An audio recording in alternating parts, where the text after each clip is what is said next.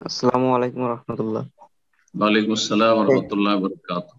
তো আর আমার প্রশ্ন হচ্ছে যে শায়েখ, মানে সিয়াম রেখে কি ব্লাড দেওয়া যাবে?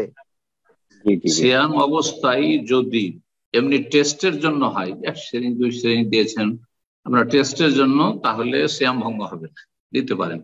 কিন্তু যদি রক্তদান করতে এক ব্যাগ দুই ব্যাগ দেবেন আর তারপরে আপনি অসুস্থ হয়ে পড়বেন, তাহলে দেখতে হবে যে এখন এমার্জেন্সি না রাত্রে দিলেও চলবে। যদি রাত্রে দিলেও চলে, তাহলে দিনে আপনি রক্তদান করবেন না, আমি সন্ধ্যাবেলা ইফতার করার পরে দেব।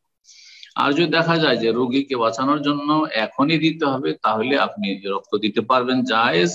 আর আপনি দুর্বল হয়ে গেলে সেই সময় আপনি অসুস্থ, যেমন অসুস্থের জন্য রোগীর জন্য সিয়াম ভঙ্গ করা বা রোজা ছাড়া জায়েজ, আপনার জন্য জায়েজ। ফামান কানা মিনকুম মারিদান আও আলা সাফারিন ফাইদ্দাতুম মিন আইয়ামিন উখর। কেউ যদি অসুস্থ হয় অথবা সফরে থাকে, তাহলে অন্য সময় সংখ্যা পূরণ করবেন, সুতরাং রোজা কাজা করবেন। একমাত্র ইমাম আহমদ রাহমাহুল্লাহর ফতোয়াতে যেহেতু সিঙ্গা লাগালে তো রক্ত শরীর থেকে বের করা হয়, তাতে যেহেতু রোজা ভঙ্গ হয়ে যায়, সুতরাং সেই মতে এই ফতোয়ার ক্ষেত্রেও আহ তাদের মত হচ্ছে যে কেউ যদি রক্তদান করে তাহলে তার রোজা ভঙ্গ হয়ে যাবে। হাদিস রয়েছে আফতার আল হাজিম ওয়াল মাহজুম।